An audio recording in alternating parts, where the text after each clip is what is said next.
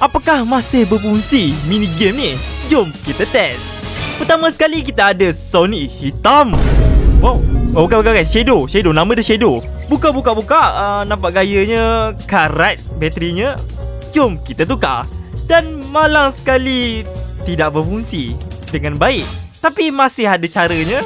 Nampak gayanya game ni masih hidup dengan pertolongan sedikit elektrik. Seterusnya kita ada Sonic. Wow. Let's go.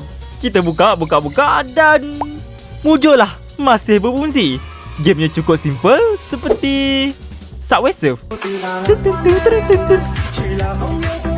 Memang menarik. Tapi pastikan jangan sesekali langgar peta. Tapi masalah aku tak boleh beza, coy.